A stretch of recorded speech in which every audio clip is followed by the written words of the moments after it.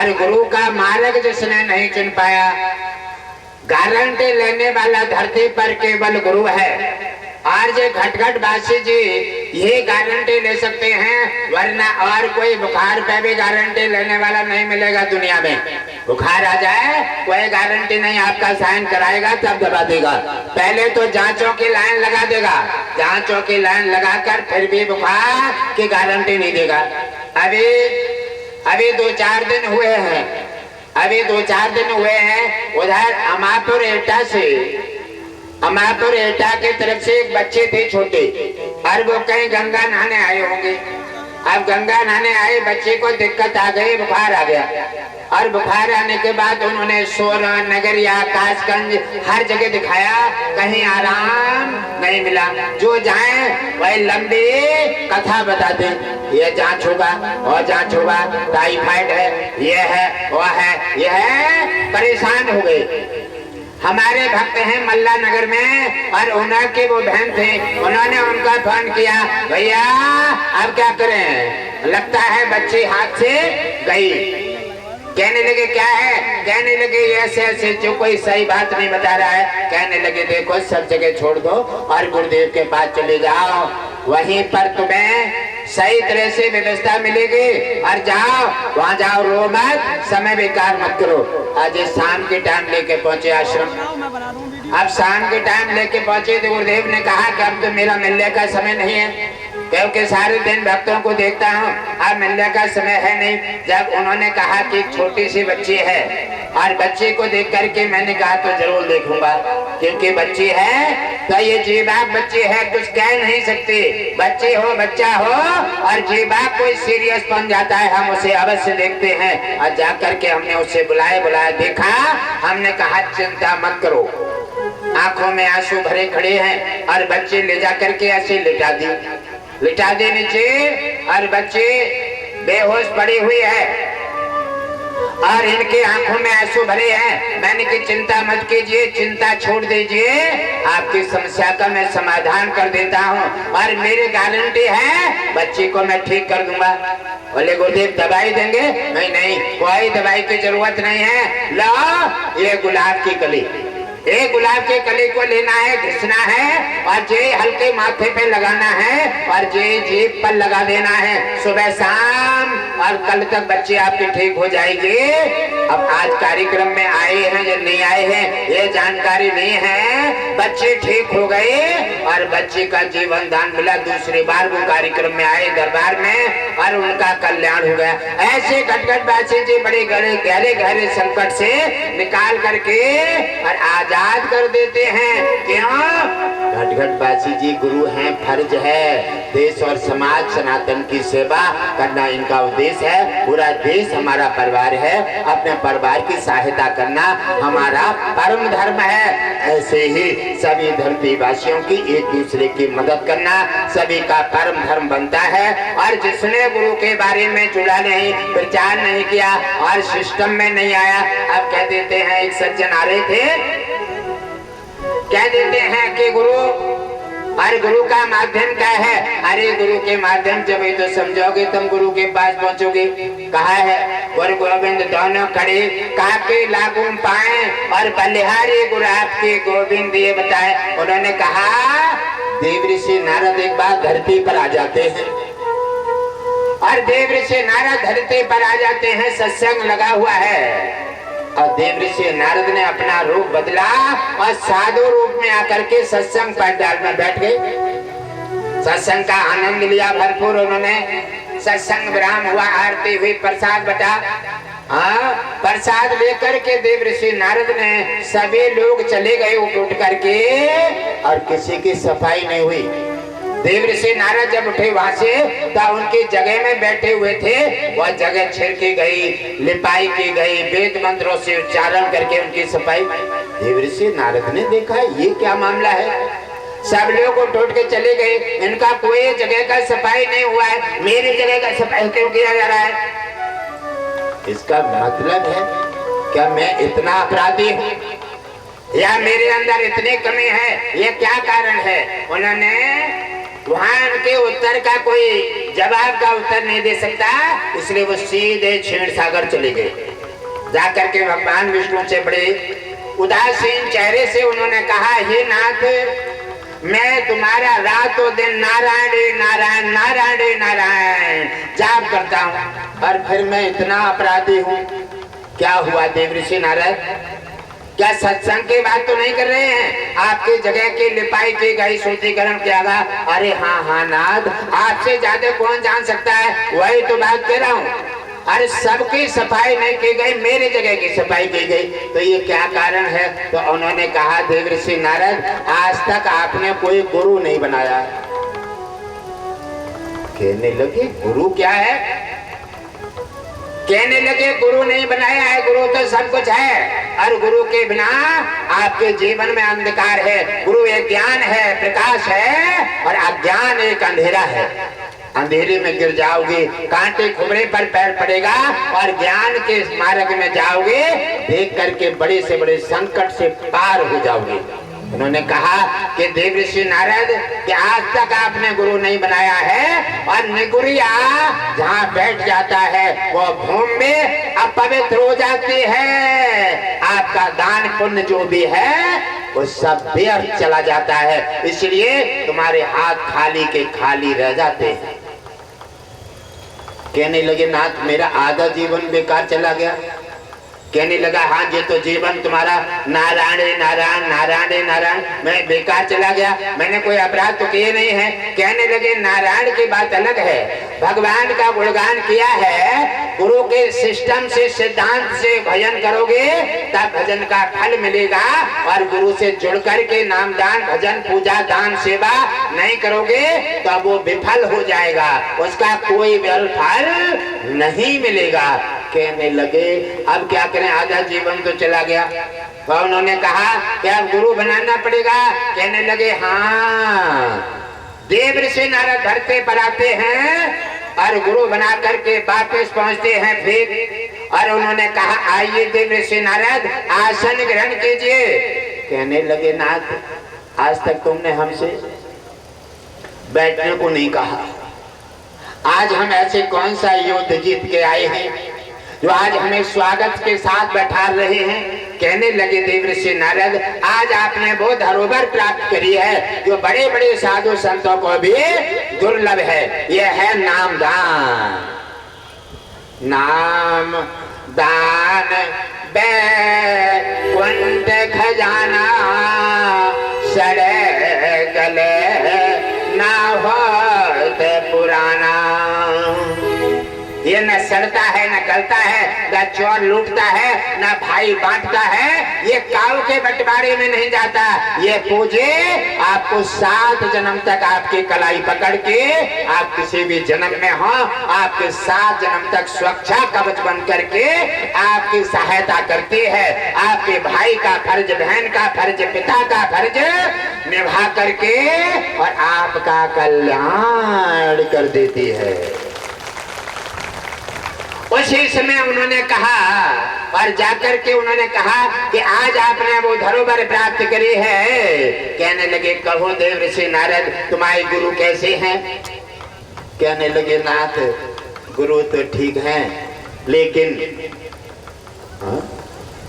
गुरु ठीक है, लेकिन का मतलब, अरे थोड़े से वो गंदे रहते हैं, हम साधु संत हैं और साफ सुथरे रहते हैं, इसलिए लेकिन हमारे पूरी तरह से हम संतुष्ट नहीं हैं। भगवान विष्णु ने कहा, देवऋषि नारद, मैं तुम्हें श्राप देता हूँ, जाओ 84 लाख नरक योनि भोगो, क्योंकि मुझे गुरु की निंदा बर्दाश्त नहीं है, मुझे ब्राह्मण का अपमान बर्दाश्त नहीं है, मुझे सनातन की निंदा बर्दाश्त नहीं है, इसलिए मैं तुम्हें श्राप देता हूँ, जाओ 84 लाख नरक योनि भोगो।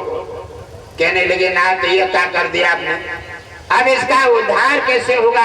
84 लाख योनि भोगते भोगते मेरा जीवन त्रस्त हो जाएगा और सारा जीवन मेरा नरक बन जाएगा। हे नारद, कृपा कीजिए और मेरा कल्याण कर दीजिए। भगवान विष्णु ने कहा, देवऋषि नारद, आपका ऐसे अपराध इतने गलती बड़े करने से, आपका यूं ही क्षमा मांगने से और आपको क्षमा मिल जाए, ऐसा तो नहीं होने कहा। आपने इतनी बड़ी गलती कर डाली और आपने हाथ जोड़ के क्षमा मांग ले कि महाराज गलती हो गई अब क्षमा कर दो। ये तो तुम्हारा घरुआ पतुआ है ना। ये ऐसा नहीं गलती करने के बाद आपको क्षमा कर दे और क्षमा हो जाए, नहीं, आपको ये भोग भोगना पड़ेगा। कहने लगे महाराज भगवान विष्णु फिर भी तो इसका उपाय बताएं। कहने लगे जाओ उपाय गुरु से पूछो। मैं तो भगवान हूँ, आपने गलती की, मैंने आपको दंड दे दिया, अब दंड का निस्तारण जा करके अपने गुरुदेव से पूछो। देव ऋषि नारद फिर धरती पर आ जाते हैं। बड़े अपराध करने के बाद जब संकट आता है, जैसे दुर्वासा बाजे बाजे फिरे, बड़ा संकट आ जाता है। पहले सोचते हैं ऐसा कैसे हो जाएगा, जब बाहर कर देते हैं, हाथ बढ़ा देते हैं अग्नि में, जब अग्नि जला देती है तब मरहम लगाने को भाजते हैं कि अब क्या करें, डॉक्टर के पास भाज रहे हैं। हाँ, साधु संत जी अग्नि है, देवियों का श्रृंगार सब लाल होते हैं, साधु के वस्त्र में लाल और ट्रेन के झंडे लाल और एक हरी, इसलिए लाल निशान खतरे का होता है। लाल झंडे दिखाते ट्रेन रुक जाती है और हरे झंडे दिखाते ट्रेन चली जाती है। इसलिए उन्होंने कहा कि ये व्यवस्था तुम्हारे गुरुदेव संभालेंगे। गुरुदेव के पास आते हैं, प्रणाम किए, कहने लगे गुरुदेव हमने थोड़ी गलती कर दी। क्या किया? अरे हमने तुम्हारे नाम पर लेकिन लगा दिया। अरे गुरुदेव आप तो महान हैं, हमें क्षमा कर दो। गुरुदेव ने कहा कोई बात नहीं, अब तुम्हारा उपाय ये उद्धार कैसे होगा, जाओ विष्णु जी के पास। गुरुदेव कहते हैं कि उन्हें सारे उपाय जानकारी में है। उन्होंने कहा जाओ विष्णु जी के पास और जाकर के विष्णु जी के पास ये 84 लाख योनियों का नक्शा खिंचवाओ। और नक्शा जब बना के तैयार कर दें और जैसे 7 बार लोट मारो, इधर से उधर इधर से उधर 7 परिक्रमा देने के बाद हाथ जोड़ के खड़े हो जाओ और कहो हे नाथ आपका श्राप से हमारी छुट्टी हो गई, आप हमारा कल्याण करें। गुरु ने आशीर्वाद दिया, जाओ नक्शा पर घूम करके और माफी मांग लेना और जाओ, मेरा आशीर्वाद है तुम्हारी 84 लाख योनियों से छुटकारा मिल जाएगा।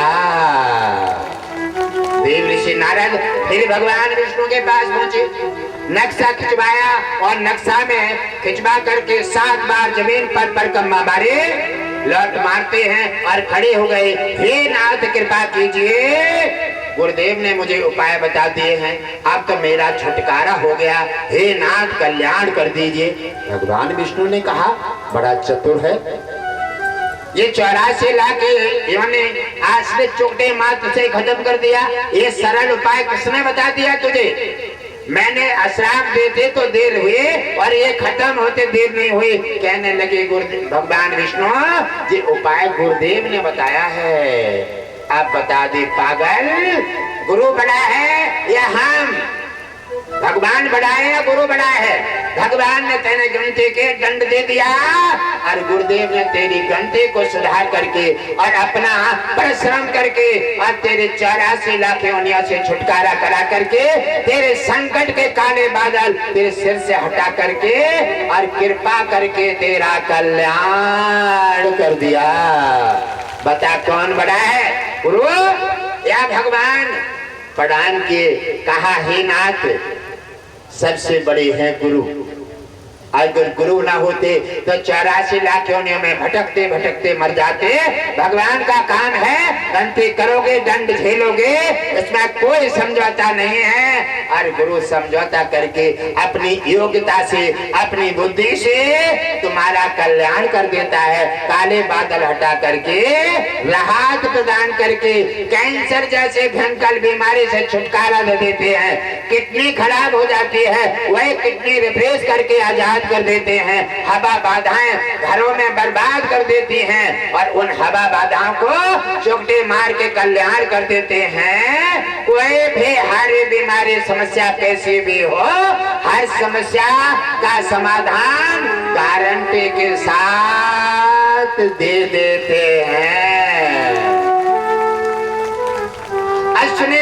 सुसैन वैद्य कहते हैं कि कैसी कोई समस्या नहीं है गुरुदेव जिसके लिए हल नहीं कर सकते, केवल व्यक्ति अपना फर्ज निभाए और तुम्हारे बताए हुए रास्ते मार्ग का पालन करे। समस्या कोई भी हो, धरती पर ऐसी कोई समस्या नहीं है जो गारंटी के साथ हल न हो। हर समस्या होंगे जब आस्था श्रद्धा के भक्ति के साथ आप गुरुदेव के नियम का पालन करोगे, फर्ज निभाओगे, तब तुम्हारा कल्याण हो जाएगा। तो कल्याण होते रहे हैं, इसलिए कहा है गुरु गोविंद दोनों खड़े काके लागू पाए, बलिहारी गुरु आपकी गोविंद बताए। इसलिए बिना नाम दान लय प्राणी धरती पर भटकता रहता है, मोह माया के फर्ज पूरे करता रहता है, और जब मर कर जाता है तई उलझ जाता है क्योंकि मर के जब जाता है तो घर वाले तो दरवाजे तक बना देते हैं, हाँ, और नगर वाले ले जाकर शमशान तक पहुंचा देते हैं। और शमशान में बेटा जाता है अग्नि लगाने तक, और ठिंगर रख के माचिस लगा के फर्ज निभा देता है। जाओ तुम्हारी सीताराम दौलत सब किनके पल्ले में रही, ये मिला तुम्हें। नाम दान में न सत्संग गई, न दान पुण्य किया, न कभी भंडारा किया, न 2 रुपए कभी दान में दिए। जोरे रहो इकट्ठे कर लो नाती पोता बेटा के लिए। जा दिन जाओगे ना ता दिन तुम्हारा खाता खाली मिला, वह दिन कोई नहीं मिलेगा। और गुरु भी बनाया नहीं। अहंकार में गुरु क्या है दुनिया में? अहंकार में गुरु नहीं बनाए ना। भाग तुम्हारी दौलत है, दान है, पुण्य है, सेवा है, सत्संग है, कोई अच्छा काम किया नहीं। और वहां जाकर पहुंचे तो लौट के देख रहे यमराज ने कहा तुमने क्या किया है? अब देख रहे हैं पीछे पत्नी खड़ी है ना, बेटा खड़ा है ना, नाती है, जो नाती जेब में से पैसा निकाल ले जाते। आज तुम्हारी ना जेब है, ना पैसा है, ना शरीर है, अब कोई ना तुम्हारा नाते और न बेटा। अब तुम्हारी दौलत खाने वाले सब थे, वो सब वहीं रह गए हैं जहाँ दौलत का माया का जाल था। आज तुम केवल सिर्फ दिखाई देते हो और वहाँ लौट के देख रहे हो गुरु बनाया नहीं। अगर गुरु बना लेते तब भले ही गुरु की आज्ञा का पालन करो ना करो, लेकिन फिर भी गुरु दया मूर्ति है। और गुरु ने देखा मेरा शिष्य खड़ा खड़ा रो रहा है, यमराज डांट रहा है इसे, हाँ, यमराज डांट रहा है और मेरा शिष्य खड़ा खड़ा रो रहा है। और गुरुदेव को दया आ जाती है, गुरुदेव तो दया की खान है। और जाकर पहुंचे, कहने लगे क्या बात है?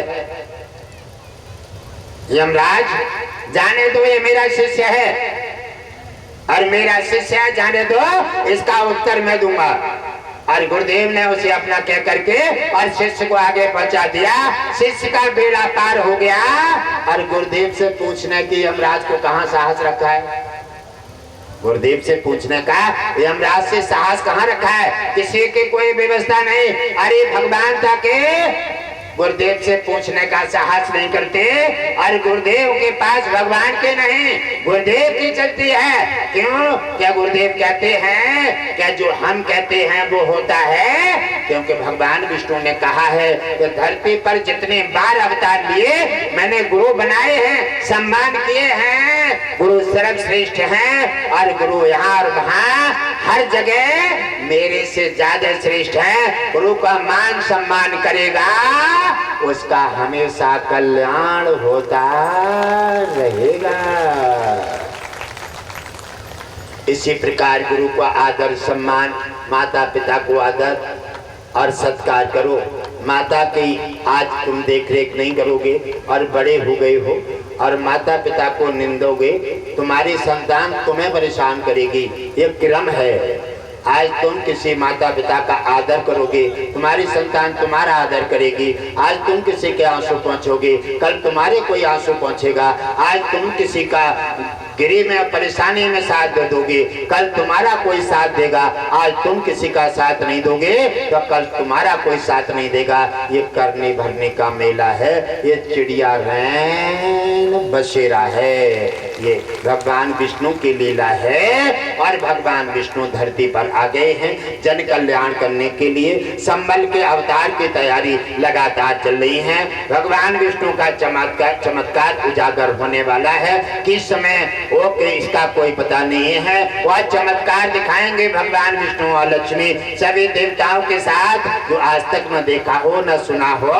भगवान विष्णु कहते हैं कि जन कल्याण मेरा उद्देश्य है, गुरु का मान सम्मान सनातन की रक्षा मेरा धर्म है, और ब्राह्मण गौ कन्या और इनकी सहायता करना मेरा कर्म है।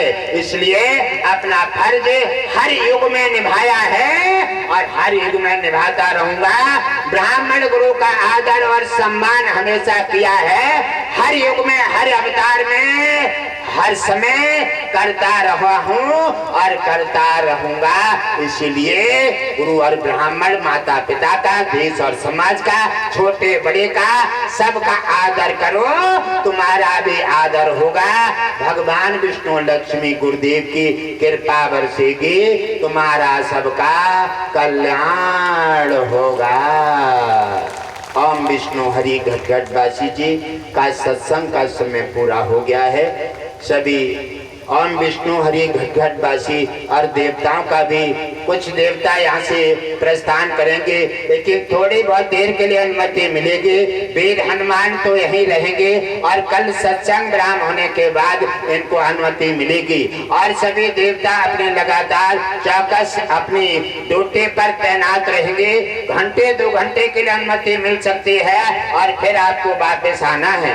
आज 7 संत जो है कैलाश से पधारे हैं, उनके लिए जोरदार तालियों से स्वागत करें। काया पलटे संत हैं, वह देखने वाले संत नहीं हैं। और वो संत आज यहाँ ठहरेंगे, उनका सम्मान और सत्कार आदर हमेशा मानवता के धरोहर है। इसलिए साधु संतों का और देवताओं का बिना देखे ही सम्मान आदर करोगे तब तुम्हारा कल्याण होता रहेगा।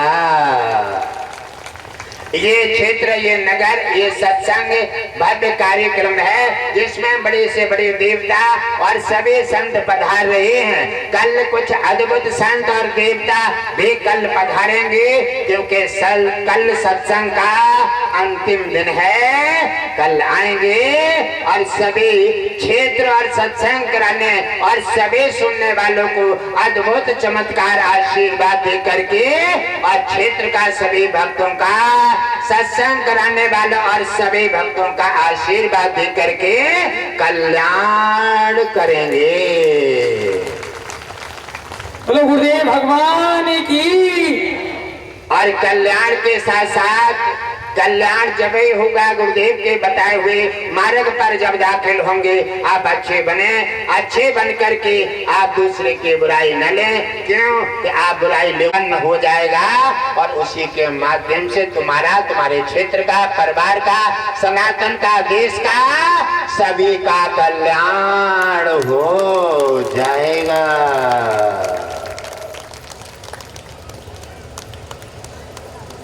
और आइए सही भक्त आरती के लिए खड़े हो जाएं।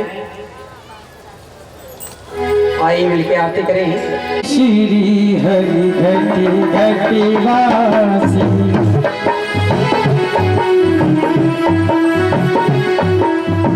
आरती श्री हरि घटी घटी वासी, आरती श्री हरि घटी घटी वासी। श्री विष्णु नंदे सुखराजी, श्री विष्णु नंदे सुखराजी, आरती श्री हरि घटी घटी वासी, आरती श्री घटी घटी वासी। पुरुषोत्तम राय स्वामी, पुरुषोत्तम राय स्वामी, करुणानिधि और अंतर्यामी, करुणानिधि अंतर्यामी, कपिलापति श्री विष्णु नमामि, कपिलापति श्री विष्णु नमामि। मंगल में वैकुंठ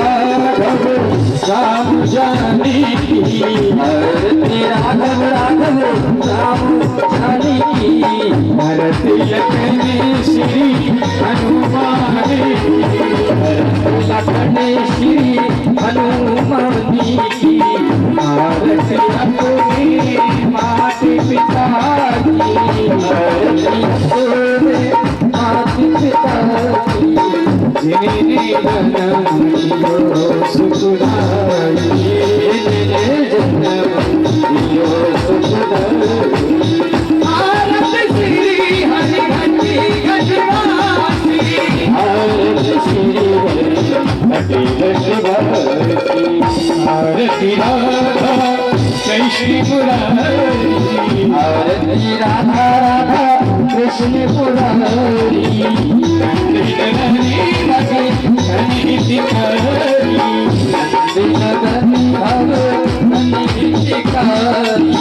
केशव वासुदेव वनवारी केशव वासुदेव वनवारी